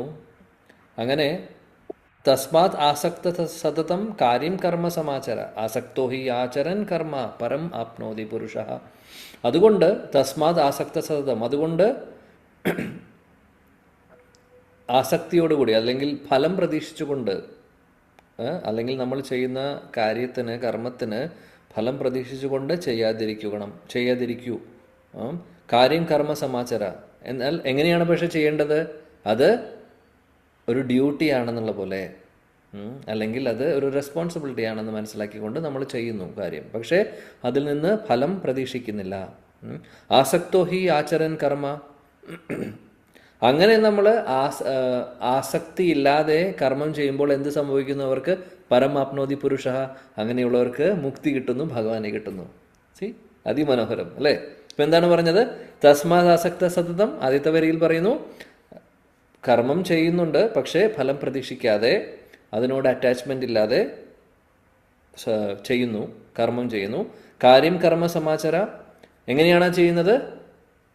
ഡ്യൂട്ടി ആയിട്ട്, അല്ലെങ്കിൽ അതൊരു ഒബ്ലിഗേഷനായിട്ട് അവർ ചെയ്യുന്നു. ചെയ്യേണ്ടതാണ്, അതുകൊണ്ടും ചെയ്യുന്നു. പക്ഷേ അതിൽ നിന്നൊന്നും പ്രതീക്ഷിക്കുന്നില്ല. പിന്നെ അതിനോട് ഡിറ്റാച്ച്മെൻറ്റും കൂടെ. അങ്ങനെ ആസക്തോ ഹി ആചരൻ കർമ്മ. അങ്ങനെ അതിനോട് ആസക്തിയില്ലാതെ കർമ്മം ചെയ്യാൻ വേണ്ടി ചെയ്യുന്നു, എന്നാൽ അതിനോട് ആസക്തിയില്ല. എന്ത്? അതിൻ്റെ ഫലത്തിനോട്, അതിൻ്റെ ഫ്രൂട്ടിനോട് ആസക്തി ഇല്ലാതെ ചെയ്യുമ്പോൾ പരമാപ്നോതി പുരുഷ. അങ്ങനെയുള്ളവർക്ക് പരമാപ്നോതി പുരുഷ, പരമദിവ്യത്വ പുരുഷൻ്റെ അടുത്തേക്ക് പോകാൻ സാധിക്കും എന്നാണ് പറയുന്നത്. അല്ലെങ്കിൽ അവർക്ക് ഈ ഒരു ഭൗതിക ലോകത്തിൽ നിന്ന് മുക്തി നേടാൻ സാധിക്കും. അതാണ് ഇവിടെ ഭഗവാൻ പറയുന്നത്. അപ്പോൾ അതാണ് ശിലപ്രഭുപാദി ഭാവാർത്ഥത്തിൽ ഇവിടെ എക്സ്പ്ലെയിൻ ചെയ്യുന്നു. അങ്ങനെ ആളുകൾ കൃഷ്ണാവബോധത്തിൽ കാര്യങ്ങൾ ചെയ്യുമ്പോൾ ഒരു വരിഷ്ഠരായിട്ടുള്ള അല്ലെങ്കിൽ പ്രോപ്പർ ഗൈഡൻസോട് കൂടിയിട്ട് കൃഷ്ണാവബോധത്തിൽ കാര്യങ്ങൾ ചെയ്യുന്നവർ, കർമ്മം ചെയ്യുന്നവർ, അതിൽ നിന്ന് ഫലമൊന്നും പ്രതീക്ഷിക്കാതെ ചെയ്യുന്നവർ, അങ്ങനെയുള്ളവർ തീർച്ചയായിട്ടും പരംഗതിയിലേക്ക് പോയിക്കൊണ്ടിരിക്കുകയാണ്. അല്ലെങ്കിൽ അവർ ഭഗവാന്റെ അടുത്തേക്ക് പോകാനുള്ള പാതയിലാണ് അവർ, അല്ലെങ്കിൽ ആ വഴിയിൽ ഓൾറെഡി സഞ്ചരിച്ചു കൊണ്ടിരിക്കുകയാണ് എന്നാണ് പറയുന്നത്. അപ്പോൾ അർജുനൻ്റെ കാര്യം നമുക്കറിയാം. അർജുനൻ ആദ്യം പറഞ്ഞു ഞാൻ യുദ്ധം ചെയ്യില്ല എന്ന് പറഞ്ഞു. അപ്പോൾ അർജുനൻ ആദ്യം പറഞ്ഞു എനിക്ക് യുദ്ധം ചെയ്യാൻ സാധിക്കില്ല, പാപമാണ്, ആളുകളെ കൊല്ലാൻ സാധിക്കില്ല, അതൊന്നും ശരിയാവില്ല, ഞാൻ ചെയ്യില്ല എന്ന് പറഞ്ഞു. പക്ഷേ ശിലപ്രഭുപാദി ഇവിടെ ഭാവാർത്ഥത്തിൽ പറയുന്നു അങ്ങനെ ഹിംസിക്കാതെ, അല്ലെങ്കിൽ അഹിംസയാണെന്ന് പറഞ്ഞ് നല്ലൊരു മനുഷ്യനാവാൻ വേണ്ടിയിട്ട് നമ്മൾ കർമ്മം ചെയ്യാതിരുന്നു കഴിഞ്ഞാൽ ശരിയാവോ? ഇല്ല. എന്നാൽ ആ കാര്യം തന്നെ ഭഗവാന്റെ ഇച്ഛ എന്താണോ അതനുസരിച്ച് ചെയ്യുവാണെങ്കിൽ അതാണ് പരമമായിട്ടുള്ള ധർമ്മം, അതാണ് ധർമ്മം. ഭഗവാന്റെ ഇച്ഛ എന്താണോ അത് ചെയ്യുക എന്നുള്ളത്. അർജുനന്റെ കാര്യത്തിൽ അതായിരുന്നു, ഭഗവാന്റെ ഇച്ഛയായിരുന്നു കർമ്മം ചെയ്യണം അല്ലെങ്കിൽ യുദ്ധം ചെയ്യണം എന്നുള്ളത് അല്ലേ കാര്യം. ഭഗവാൻ അർജുനനെ നിമിത്തമാക്കി മാറ്റിക്കൊണ്ട് ധർമ്മം പുനഃസ്ഥാപിക്കുകയാണ് ചെയ്യുന്നത്. അപ്പോൾ അവിടെ ആവശ്യമാണ് ചെയ്യണം എന്നുള്ളത്. അർജുനനാണെങ്കിൽ ക്ഷത്രിയനാണ്, ഡ്യൂട്ടി ചെയ്യേണ്ട ഉത്തരവാദിത്വമുണ്ട്. അപ്പോൾ അതിൽ നിന്ന് ഓടാനാണ് അർജുനൻ നോക്കിയിരുന്നത്. അപ്പോൾ കൃഷ്ണൻ കറക്റ്റ് ചെയ്തുകൊണ്ടിരിക്കുകയാണ് അല്ലേ. അപ്പോൾ കൃഷ്ണാവബോധത്തിൽ പ്രവർത്തിക്കുന്നവർക്ക് നല്ലതോ ചീത്തയോ അങ്ങനെയൊന്നുമില്ല. അതായത് നല്ല കർമ്മം ചീത്ത കർമ്മം അവർ ഇതിലൊന്നും കൺസേൺഡേ അല്ല. അവരൊന്നും ചിന്തിക്കുന്നില്ല. ഭഗവാന്റെ ഇച്ഛ എന്താണോ അത് ചെയ്യുന്നു. ആ റിസൾട്ട് കിട്ടിയാലും കിട്ടിയില്ലെങ്കിലും അവർക്ക് വിഷമവുമില്ല, അല്ലെങ്കിൽ കൂടുതൽ സന്തോഷവുമില്ല. എല്ലാം ഭഗവാന് വേണ്ടി ചെയ്യുകയാണ് ചെയ്യുന്നത്. അപ്പം അങ്ങനെയുള്ളവർക്ക് ശാന്തിയും സമാധാനവും ഉണ്ടാവും ഇവിടെ ജീവിക്കുന്ന കാലത്ത്. അതുമാത്രമല്ല, നമുക്ക് തിരിച്ച് ജീവിതം കഴിയുന്നതോടുകൂടി ഭഗവാന്റെ അടുത്തേക്ക് പോകാനും സാധിക്കുന്നു. ഭഗവാൻ നേരിട്ട് പറയുന്നു ഇവിടെ, അങ്ങനെയുള്ളവർക്ക് എൻ്റെ അടുത്തേക്ക് വരാൻ പറ്റുമെന്ന് അല്ലേ. അപ്പോൾ അതാണ് ഈ ഒരു ശ്ലോകത്തിൽ നിന്ന് നമ്മൾ പഠിക്കുന്ന കാര്യം. നല്ല ശ്ലോകമാണ്, എല്ലാ ശ്ലോകങ്ങളും നല്ല ശ്ലോകമാണ്. ഇനി അടുത്ത ശ്ലോകം 20. സംശയങ്ങൾ എന്തെങ്കിലും ഉണ്ടെങ്കിൽ ഇടയിൽ ചോദിക്കാം കേട്ടോ. ഞാൻ സംശയങ്ങളൊന്നും ഇല്ലാത്തതുകൊണ്ട് മുന്നോട്ട് പോവാണ്. ഓക്കെ, 20ാമത്തെ ശ്ലോകം. കർമ്മണൈവാഹി സംസിദ്ധിം ആസ്ഹിത ജനകാദയ ലോകസംഗ്രഹം ഏവാപി സംപശ്യാൻ കർത്തുമർഹസി. വായിക്കൂ ശ്ലോകം, വിവർത്തനം, ഭാവാർത്ഥമൊക്കെ. ഹരിബോൽ. ഹരേ കൃഷ്ണ പ്രഭു. കർമ്മണൈവാഹി സംസിദ്ധിമാസ്തിതാ ജനഗാദയഃ ലോകസംഗ്രഹമേവാപി സംപശ്യൻ കർത്തുമർഹസി. Thank you. ട്രാൻസ്ലേഷൻ പർപ്പോട്ടും വേറെ ആരെങ്കിലും വായിക്കൂ. കൃഷ്ണ. ജനകൻ മുതലായ രാജാക്കന്മാർ തങ്ങൾക്ക് വിധിച്ച കർമ്മങ്ങൾ മാത്രം അനുഷ്ഠിച്ച് പരിപൂർണതയിൽ എത്തിച്ചേർന്നു. അതിനാൽ സാമാന്യ ജനങ്ങളെ പഠിപ്പിക്കുന്നതിനായി നീ കർമ്മം ചെയ്യേണ്ടിയിരിക്കുന്നു. ഭാവാർത്ഥം. ജനകനെ പോലുള്ളവർക്ക് ആത്മസാക്ഷാത്കാരം ലഭിച്ചിരുന്നു. തന്മൂലം അവർക്ക് വൈദിക വിധിപ്രകാരമുള്ള അനുഷ്ഠാനങ്ങളുടെ ആവശ്യമില്ലായിരുന്നു. എന്നിട്ടും സാമാന്യ ജനങ്ങൾക്ക് മാതൃക കാണിക്കുവാൻ വേണ്ടി വിധിവിഹിതങ്ങളായ അനുഷ്ഠാനങ്ങളെല്ലാം അവർ ചെയ്തു പോന്നു. സീതാദേവിയുടെ പിതാവും ശ്രീരാമന്റെ ശശുരനുമായിരുന്നു ജനകൻ. മഹാനായ ഒരു ഭഗവത് ഭക്തനായിരുന്നതുകൊണ്ട് അദ്ദേഹം അതീന്ദ്രിയ പ്രജ്ഞനായിരുന്നു. എങ്കിലും മിഥിലയിലെ രാജാവെന്ന നിലയ്ക്ക് അദ്ദേഹത്തിന് നിയത കർമ്മങ്ങൾ എങ്ങനെ ചെയ്യണമെന്ന് പ്രജകളെ പഠിപ്പിക്കേണ്ടിയിരുന്നു. ഭഗവാൻ കൃഷ്ണനും നിത്യസുഹൃത്തായ അർജുനനും കുരുക്ഷേത്രത്തിൽ യുദ്ധം ചെയ്യേണ്ട ആവശ്യമില്ലായിരുന്നു. നീതിവാദങ്ങൾ കൊണ്ട് ഫലമില്ലാതെ വരുന്നിടത്ത് ഹിംസ ആവശ്യമാണെന്ന് സാമാന്യ ജനങ്ങളെ ബോധ്യപ്പെടുത്താനാണ് അവർ യുദ്ധം ചെയ്തത്. കുരുക്ഷേത്രത്തിലെ യുദ്ധത്തിനു മുമ്പും അത് ഒഴിവാക്കാനായി എല്ലാ പരിശ്രമങ്ങളും നടന്നു. ഭഗവാൻ കൃഷ്ണൻ പോലും ഒത്തുതീർപ്പിന് ശ്രമിച്ചു. എന്നാൽ മറുകക്ഷി പോരിന് തന്നെ ഉറച്ചിരുന്നു. അങ്ങനെ ന്യായമായൊരു കാര്യത്തിന് വേണ്ടി പൊരുതേണ്ടത് ആവശ്യമാണ്. കൃഷ്ണാവബോധം സിദ്ധിച്ച ഒരാൾക്ക് ലൗകിക കാര്യങ്ങളിൽ താല്പര്യമുണ്ടായില്ലെന്ന് വരാം. എങ്കിലും എങ്ങനെ ജീവിക്കണമെന്നും പ്രവർത്തിക്കണമെന്നും സാമാന്യ ജനങ്ങളെ ഗ്രഹിപ്പിക്കാനായി ഒരു ഭക്തൻ കർമ്മനിരതനായിരിക്കും. കൃഷ്ണാവബോധത്തിൽ അനുഭവജ്ഞാനം നേടിയവർക്ക് മറ്റുള്ളവരെയും തങ്ങളെ പിന്തുടരാൻ പ്രേരിപ്പിക്കുന്ന വിധം പ്രവർത്തിക്കാൻ കഴിയും. തുടർന്നുള്ള ശ്ലോകങ്ങളിൽ ഇത് വ്യക്തമാക്കുന്നുണ്ട്. ഹരേ കൃഷ്ണ. ഹരേ കൃഷ്ണ. Thank you. ഇവിടെ 20ാമത്തെ ശ്ലോകം മുതൽ 20ാമത്തെ ശ്ലോകം മുതൽ 24ാമത്തെ ശ്ലോകം വരെ 20, 21, 22, 23, 24 5 ശ്ലോകങ്ങളിലായിട്ട് ഭഗവാൻ പറയാൻ പോകുന്നത്, അതായത് നല്ലൊരു എക്സാമ്പിൾ സെറ്റ് ചെയ്യാനാണ് പറയുന്നത് മറ്റുള്ളവർക്ക് വേണ്ടി. കാര്യം അർജുനോട് പറയുകയാണ് ചെയ്യുന്നത്, നീ ഒരു എക്സാമ്പിളായിട്ട് ആവണം. കാര്യം നിന്നെ ഫോളോ ചെയ്യുന്നവർ ഒരുപാട് പേരുണ്ടാവും. നീ സാധാരണ ഒരു വ്യക്തിയല്ല. അതുകൊണ്ട് നല്ലൊരു എക്സാമ്പിൾ നീ സെറ്റ് ചെയ്യണം. അപ്പോൾ നീ ഒരു നല്ല എക്സാമ്പിളായി സെറ്റ് ചെയ്യുമ്പോൾ അത് ഫോളോ ചെയ്യാൻ ആളുകൾ ഉണ്ടാവും. അപ്പോൾ അതിൻ്റെ ഭാഗമായിട്ട് ഇവിടെ ഭഗവാൻ ഈ ശ്ലോകത്തിൽ പറയുന്നു, ജനക മഹാരാജാവിനെ കുറിച്ച് പറയുന്നു. അദ്ദേഹത്തിൻ്റെ അതിനു മുമ്പുള്ള യുഗം ത്രേതായുഗത്തിലെ അദ്ദേഹത്തിൻ്റെ ഭാര്യയുടെ അച്ഛനെ കുറിച്ചാണ് കൃഷ്ണൻ ഇവിടെ പറയുന്നത്. കൃഷ്ണൻ തന്നെ ശ്രീരാമൻ തമിഴ്ചന്ദ്ര ഭഗവാന്റെ ഫാദറിനുള്ളവനെ കുറിച്ച് പറയുകയാണ് ഇവിടെ. മിഥിലയിലെ ജനക മഹാരാജാവ്, അദ്ദേഹം എല്ലാ അനുഷ്ഠാനങ്ങളും അല്ലെങ്കിൽ എല്ലാ കർമ്മങ്ങളും അല്ലെങ്കിൽ അവിടെ ചെയ്യേണ്ടതായിട്ടുള്ള അതായത് അവിടെ അദ്ദേഹം രാജാവായിരുന്നു. അപ്പോൾ അദ്ദേഹത്തിന് രാജാവിൻ്റെതായിട്ടുള്ള ഒരുപാട് ഡ്യൂട്ടീസ് ഉണ്ടായിരുന്നു. അപ്പോൾ അതെല്ലാം വളരെ കറക്റ്റായിട്ട് പെർഫെക്റ്റായിട്ട് അദ്ദേഹം ചെയ്തിട്ടുണ്ട്. എന്തിനു വേണ്ടിയിട്ടാണ്? മറ്റുള്ളവരെ പഠിപ്പിക്കാൻ വേണ്ടി, അല്ലെങ്കിൽ മറ്റുള്ളവർക്ക് ഒരു ഉദാഹരണമായിട്ട് ചെയ്ത് കാണിച്ചു കൊടുക്കുവാണ് ഇങ്ങനെയാണ് ചെയ്യേണ്ടത് എന്നുള്ളത്.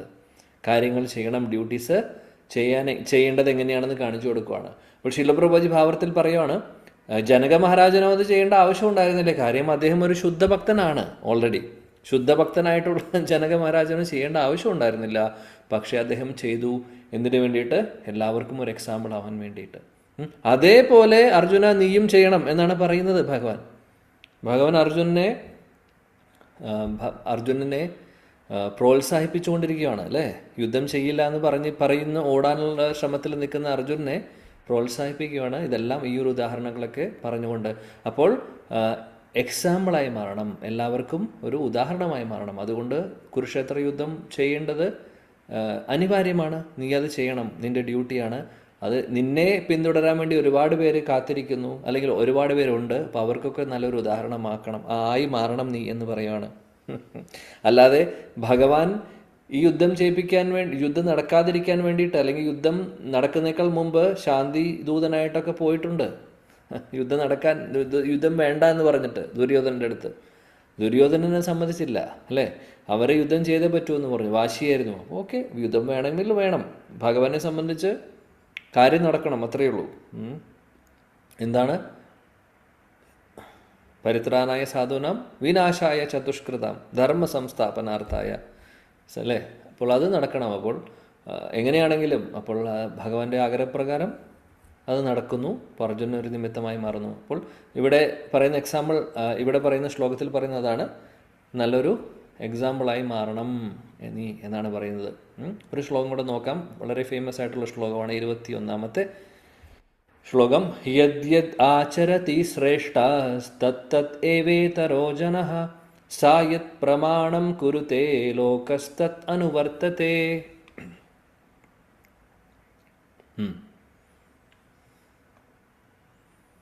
യെസ്. ഹരേ കൃഷ്ണ. യദ്യദാചരതി ശ്രേഷ്ഠഃ തത്തദ്ദേവേതരോ ജനഃ സ യത് പ്രമാണം കുരുതേ ലോകസ്തദനുവർത്തതേ. ഹരേ കൃഷ്ണ. ഹരേ കൃഷ്ണ. യെസ്. ട്രാൻസ്ലേഷൻ പർപോർട്ട്.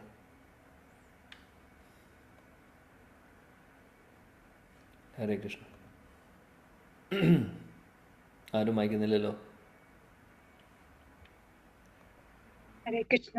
ഒരു ശ്രേഷ്ഠനായ വ്യക്തി എന്തു തന്നെ ചെയ്താലും സാധാരണ ജനങ്ങൾ അദ്ദേഹത്തെ അനുകരിക്കുന്നു. മാതൃകാപരങ്ങളായ പ്രവൃത്തികളിൽ അദ്ദേഹം സ്വീകരിക്കുന്ന മാനദണ്ഡങ്ങളെ ലോകമൊട്ടാകെ ആദരിക്കുന്നു. ഹരേ കൃഷ്ണ. ഭാവാർത്ഥം. പ്രായോഗികമായി നല്ല പ്രവൃത്തികളാൽ സമൂഹത്തെ ഉദ്ബുദ്ധമാക്കാൻ കഴിവുള്ള ഒരു നേതാവിനെയാണ് പൊതുജനങ്ങൾക്ക് ആവശ്യം. പുകവലിക്കുന്ന നേതാവിനെ മറ്റുള്ളവരെ ഉപദേശിച്ച് പുകവലിയിൽ നിന്ന് പിന്തിരിപ്പിക്കാനാവില്ല. ഉപദേശിക്കാൻ തുനിയുന്നതിന് മുൻപ് ഗുരു വേണ്ടവിധമുള്ള പെരുമാറ്റം ശീലിച്ചിരിക്കുമെന്ന് ചൈതന്യ മഹാപ്രഭു പറയുന്നു. അങ്ങനെയുള്ള ഒരു ഉപദേഷ്ടാവിനെ ആചാര്യനെന്ന് ഉത്തമ ഗുരുവെന്ന് പറയാം. സാമാന്യ ജനങ്ങളെ പഠിപ്പിക്കുന്നതിന് ഗുരു ശാസ്ത്രവിധി അനുസരിച്ച് ജീവിക്കണം. അംഗീകൃതങ്ങളായ വേദോക്ത പ്രമാണങ്ങൾക്കെതിരായി അയാൾ സ്വയം നിയമങ്ങൾ നിർമ്മിക്കാൻ പാടുള്ളതല്ല. മനുസംഹിത മുതലായ സ്മൃതി ഗ്രന്ഥങ്ങളാണ് മനുഷ്യവർഗത്തിന്റെ പ്രാമാണിക രേഖകളായി ഗണിക്കപ്പെടുന്നത്.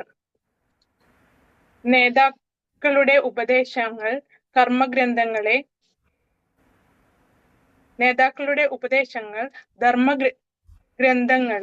അടിസ്ഥാനപ്പെടുത്തി ആയിരിക്കണം. സ്വയം മേന്മ കൈവരിക്കുവാൻ ആഗ്രഹിക്കുന്ന ഒരാൾ ഉത്കൃഷ്ടമായ ആചാര്യന്മാർ അനുഷ്ഠിച്ചു വന്നിരുന്ന നിയമങ്ങൾ അനുസരിക്കണം. വിശിഷ്ട ഭക്തന്മാരുടെ കാൽപ്പാടുകൾ പിന്തുടരുന്നത് കൊണ്ട് സാക്ഷാത്കാരത്തിലേക്കുള്ള വഴിയിൽ മുന്നേറുവാൻ കഴിയൂ എന്ന് ശ്രീമദ് ഭാഗവതം ഊന്നി പറയുന്നുണ്ട്. രാജാവ് അഥവാ രാഷ്ട്രത്തിന്റെ ഭരണാധികാരി, പിതാവ്, അധ്യാപകൻ എന്നിവരെ അറിവ് കുറഞ്ഞ സാധാരണ ജനങ്ങൾ നേതാക്കളായിട്ടാണ് സ്വാഭാവികമായി കരുതി വരുന്നത്. അത്തരം സ്വാഭാവിക നേതാക്കൾക്ക് തങ്ങളെ ആശ്രയിക്കുന്നവരോട് വലിയ ഉത്തരവാദിത്തമുണ്ട്. അവർ ധാർമ്മികവും ആധ്യാത്മികവുമായ പ്രാമാണിക ഗ്രന്ഥങ്ങൾ വായിച്ചു പഠിച്ചവരാകണം. Hare Krishna. Hare Krishna. Thank you. Famous ആയിട്ടുള്ള ശ്ലോകമാണ് യദ് യദ് ആചരതി ശ്രേഷ്ഠ തത്തത് ഏവേതരോ ജന.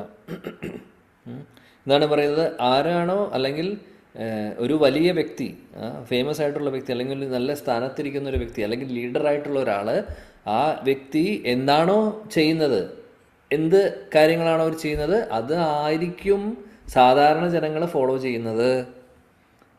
അപ്പോൾ അവർ സയത് പ്രമാണം കുരുത്തെ ലോകസത് അനുവർത്തതെ. അപ്പോൾ അങ്ങനെയുള്ളവരൊരു സ്റ്റാൻഡേർഡ് സെറ്റ് ചെയ്യുകയാണെങ്കിൽ, അവരവരുടെ കർമ്മം അനുസരിച്ച് നല്ല നല്ല കർമ്മങ്ങൾ ചെയ്യുക, അല്ലെങ്കിൽ നല്ല നല്ല കാര്യങ്ങൾ ചെയ്തുകൊണ്ട് അവരൊരു സ്റ്റാൻഡേർഡ് സെറ്റ് ചെയ്യുകയാണെങ്കിൽ ലോകത്തിലുള്ള എല്ലാവരും അത് ഫോളോ ചെയ്യുന്നു ഓട്ടോമാറ്റിക്കലി. അപ്പോൾ ചുരുക്കം പറഞ്ഞാൽ ഒരു ലീഡർ എങ്ങനെയായിരിക്കണം എന്നാണ് ഈ ശ്ലോകത്തിൽ പറയുന്നത്. എങ്ങനെയായിരിക്കണം ലീഡർ? ലീഡർ നല്ല ആളാവണം, അല്ലേ? ശിലപ്രഭാജി പറയുന്നു, സ്മോക്കിംഗ് പുകവലിക്കുന്ന ഒരാൾ പുകവലിക്കരുത് എന്ന് പറഞ്ഞിട്ട് പ്രചരണം നടത്തിയിട്ട് വല്ല കാര്യമുണ്ടോ? സ്വന്തമായിട്ട് ചെയ്യുന്നില്ല, എന്നാൽ പ്രചരണം നടത്തുന്നുണ്ട്. പുകവലി ജീവിതത്തെ നശിപ്പിക്കും എന്ന് പറഞ്ഞിട്ട് വല്ല കാര്യമുണ്ടോ? അതേപോലെ ടീച്ചർ എന്ന് പറഞ്ഞു കഴിഞ്ഞാൽ ഫോളോ ചെയ്യുന്ന ആളായിരിക്കണം. അതാണ് ആചാര്യൻ. ആചാര്യൻ എന്ന് പറഞ്ഞാൽ ആചാരം വേണം, ആചാർ ആൻഡ് പ്രചാർ രണ്ടും ഉണ്ട്. പ്രചരണം മാത്രം പോരാ, പറഞ്ഞാൽ മാത്രം പോരാ, അത് ചെയ്യണം. അതാണ് ഒരു ഐഡിയൽ ടീച്ചർ. ശരിയായിട്ടുള്ള ഒരു ടീച്ചർ എന്ന് പറഞ്ഞാൽ, അല്ലെങ്കിൽ ലീഡർ എന്ന് പറഞ്ഞാൽ അങ്ങനെ ആയിരിക്കണം. പറയുന്നത് ചെയ്തിരിക്കണം. ശാസ്ത്രങ്ങൾ എന്താണ് പറയുന്നത്? ശാസ്ത്രങ്ങളിൽ പറയുന്ന കാര്യങ്ങളാണ് പറയുന്നത്. അപ്പോൾ അത് ചെയ്യണം. ചെയ്യുന്ന ഒരാൾക്ക് പറയാനുള്ള അധികാരമേ ഉള്ളൂ ശരിക്കും. പക്ഷേ ചിലവരൊക്കെ എന്നെ പോലുള്ളവർ പറയൽ മാത്രമേ ഉള്ളൂ, ചെയ്യലില്ല എന്ന് മാത്രം. പക്ഷെ എന്നാലും അതാണ് ഐഡിയൽ സ്റ്റാൻഡേർഡ്. അപ്പോൾ ഐഡിയൽ ടീച്ചറിൻ്റെ ക്രൈറ്റീരിയ അതാണ്, പറയുന്നത് ചെയ്യണം എന്നുള്ളത്. നല്ലൊരു എക്സാമ്പിൾ സെറ്റ് ചെയ്യണം എല്ലാവർക്കും. നമ്മൾ ശരിയല്ലെങ്കിൽ, ലീഡർ ശരിയല്ലെങ്കിൽ താഴെയുള്ളവർ ശരിയാവില്ല. എങ്ങനെ ശരിയാവാനാണ്? അപ്പോൾ നല്ല രാജാക്കന്മാരൊക്കെ ഉണ്ടെങ്കിൽ, അല്ലെങ്കിൽ ഉദാഹരണത്തിന് യുധിഷ്ഠിര മഹാരാജാവ്, പരീക്ഷിത് മഹാരാജാവ്, അവരൊക്കെ രാജഋഷികളാണ്, ശുദ്ധഭക്തരാണ്. അവർ അങ്ങനെയുള്ള രാജാക്കന്മാർ വരുമ്പോൾ എന്താണ്, അവരുടെ ആചരണം കണ്ട് പ്രജകൾ പഠിക്കും, അങ്ങനെ ഫോളോ ചെയ്യും. അപ്പോൾ അവർ ഭക്തരാണെങ്കിൽ ഓട്ടോമാറ്റിക്കലി പ്രജകളും ഭക്തി സേവനങ്ങൾ ചെയ്യും, അവരും ഭക്തി മാർഗത്തിലേക്ക് വരും. അതുകൊണ്ടാണ് യുധിഷ്ഠിര മഹാരാജാവും പരീക്ഷിത് മഹാരാജാവും ഒക്കെ ഭരിക്കുന്ന കാലത്ത്